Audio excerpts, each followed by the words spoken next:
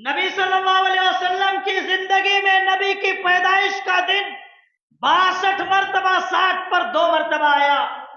ابو بکر صدیق رضی اللہ تعالیٰ عنہ کے دور خلافت میں 2 مرتبہ،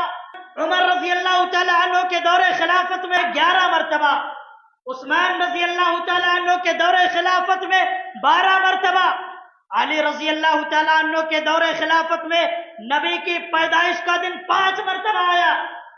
امیر معاویہ رضی اللہ تعالیٰ عنہ کے دور خلافت میں نبی کی پیدائش کا دن 20 مرتبہ آیا۔ آخری صحابی جن کی وفات ہوئی، جن کا انتقال ہوا، ابو طفیل عامر بن واصلہ رضی اللہ تعالیٰ عنہ،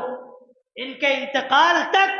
نبی کی پیدائش کا دن 163 مرتبہ آیا تھا، 163 مرتبہ آیا تھا۔ حدیث کی اور تاریخ کی کسی بھی کتاب کو لے کر کے دکھاؤ کہ صحابہ کرام کی زندگی میں کسی بھی صحابی نے اللہ کے نبی کی پیدائش پر جو ہے جشن کا اہتمام کیا ہو، نبی کے پیدائش کے دن جو ہے صحابہ کرام نے محفلیں سجائی ہوں۔ اور صحابہ کرام کے بعد کے دور میں آئیے، تابعین اور تبع تابعین نے بھی اللہ کے نبی صلی اللہ علیہ وسلم کی پیدائش پر ربیع الاول کے مہینے میں مجلسیں نہیں سجائی، جشن نہیں منایا۔ اس امت کے جو معتبر علماء گزرے ہیں ان کے یہاں بھی اس کا کوئی اہتمام نہیں تھا، بلکہ یہ ایسی چیز ہے، نبی کی ولادت پر جشن منانا، محفلیں سجانا، یہ ایسی بدعت ہے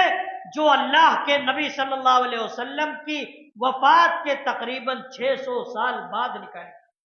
تقریباً 600 سال بعد نکالی گئی۔ اور جو لوگ ایسی بدعتوں کو انجام دیتے ہیں انہیں اللہ کے نبی صلی اللہ علیہ وسلم کے اس فرمان سے ڈرنا چاہیے۔ اللہ کے نبی نے فرمایا، من احدث فی امرنا ھذا ما لیس منہ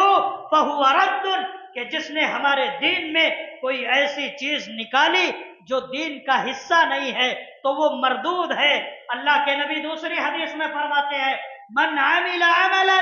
لیس علیہ امرنا فہو رد، کہ جس نے کوئی ایسا عمل کیا جس کا ہم نے حکم نہ دیا ہو، جس پر ہماری مہر نہ ہو، تو وہ عمل مردود ہے۔ اسی طریقے سے یہ بدعتی جو آج دین کے نام پر بدعتوں کو بنا رہے ہیں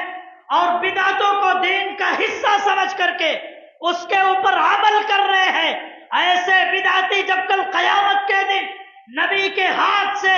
حوض کوثر پینے کے لیے جائیں گے، کوثر کا پانی اور مشروب پینے کے لیے جائیں گے، تو ایسے بدعتیوں کو اللہ کے نبی سے دور کر دیا جائے گا۔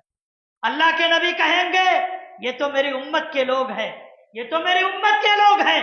ان کو کیوں مجھ سے دور کیا جا رہا ہے؟ اللہ کے نبی سے کہا جائے گا، انک لا تدری ما احدثوا بعدک، اے نبی آپ کو نہیں معلوم کہ انہوں نے آپ کے انتقال کے بعد، انہوں نے آپ کے دنیا سے چلے جانے کے بعد دین کے نام پر کون کون سی بدعتیں نکال لی تھی، کون کون سی بدعتیں ایجاد کر لی تھی۔ اس لیے مسلمانوں، اگر نبی کے ہاتھ سے حوض کوثر کا جام پینا چاہتے ہو تو بدعتوں کے راستے پر چلنے سے اپنے آپ کو بچاؤ، محمد الرسول اللہ صلی اللہ علیہ وسلم کی سنتوں کے راستوں پر چلنے کا اپنے آپ کو عادی بناؤ۔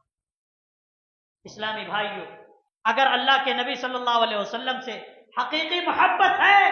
تو اس محبت کا تقاضا یہ ہے کہ اللہ کے نبی صلی اللہ علیہ وسلم کی اتباع کی جائے، اللہ کے نبی صلی اللہ علیہ وسلم کی فرما برداری کی جائے۔ قل ان کنتم تحبون اللہ فاتبعونی یحببکم اللہ ویغفر لکم ذنوبکم واللہ غفور الرحیم۔ اے نبی آپ کہہ دیجئے کہ اگر تم حقیقت میں اللہ سے محبت کرتے ہو تو میری اتباع کرو، میری فرما برداری کرو، اللہ تم سے محبت کرے گا، تمہارے گناہوں کو اللہ رب العالمین معاف فرما دے گا۔ میرے اسلامی بھائیوں، نبی کی پیدائش کا دن شریعت کے اندر محفوظ ہے، نبی کی پیدائش کا دن شریعت کے اندر محفوظ ہے، اور وہ ہے پیر کا دن، یعنی سوموار کا دن۔ اور اللہ کے نبی نے اپنی پیدائش کے دن جو پیر اور سوموار کا دن ہے، نبی نے کہا کہ میری پیدائش کے دن روزہ رکھا جائے۔ نبی نے روزہ رکھنے کے لیے کہا ہے، जश्न और ईद मनाने का को अल्लाह के नबी सल्लल्लाहु अलैहि वसल्लम ने नहीं कहा। इसलिए अल्लाह के नबी सल्लल्लाहु अलैहि वसल्लम की पैदाइश का दिन जो पीर का दिन है, उस दिन रोजा रखने का एहतमाम करना चाहिए, जिसके लिए अल्लाह के नबी ने कहा है। जश्न और ईद मनाने के लिए अल्लाह के नबी सल्लल्लाहु अलैहि वसल्लम ने नहीं कहा है। मेरे इस्लामी भाइयों, आज जो जश्न मनाया जाता है 12 रबीउल अव्वल को, ये 12 रबीउल अव्वल तो हकीकत में अल्लाह के नबी सल्लल्लाहु अलैहि वसल्लम की वफात का दिन है। बरेलवी हजरात भी बड़ी धूमधाम से ईद मिलादुन नबी के मौके पर जश्न मनाते हैं, जबकि उनके बड़े इमाम जिनको वो लोग मानते हैं, जिनको वो लोग फॉलो करते हैं, इमाम अहमद रजा खान बरेलवी, इनके नजदीक अल्लाह के नबी की पैदाइश कितनी तारीख को है? 8 रबीउल अव्वल को, जबकि नबी की वफात 12 रबीउल अव्वल को है। इसी तरीके से अब्दुल कादिर जिलानी रहमतुल्लाहि अलैह, इनके मुताबिक अल्लाह के नबी की पैदाइश 10 रबीउल अव्वल को, जबकि अल्लाह के नबी सल्लल्लाहु अलैहि वसल्लम ने जो अपनी पैदाइश का दिन बतलाया है पीर यानी सोमवार का दिन, अक्सर उलमा और मुहक्किकीन का कहना यह है कि नबी की पैदाइश का दिन 9 रबी जो है तारीख, नबी की पैदाइश की तारीख 9 रबीउल अव्वल है। मेरे इस्लामी भाइयों, अगर हमें हकीकत में अल्लाह के नबी सल्लल्लाहु अलैहि वसल्लम से मोहब्बत है तो उस मोहब्बत का तकाजा यह है कि अल्लाह के नबी सल्लल्लाहु अलैहि वसल्लम की इत्तिबा की जाए, अल्लाह के नबी सल्लल्लाहु अलैहि वसल्लम की पैरवी की जाए, नबी के बताए हुए रास्तों पर चला जाए, अल्लाह के नबी सल्लल्लाहु अलैहि वसल्लम के जो अखलाक है,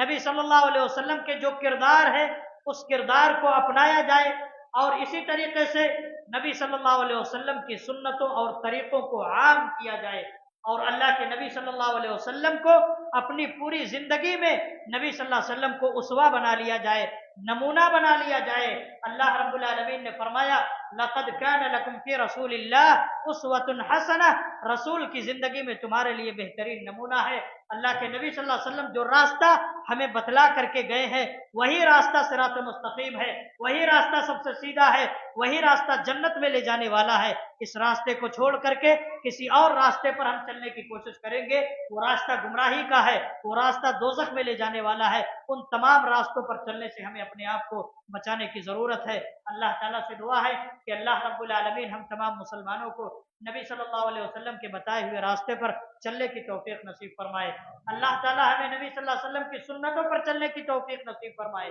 अल्लाह रब्बुल आलमीन हमें तमाम तरह की बिदातों से बचाए,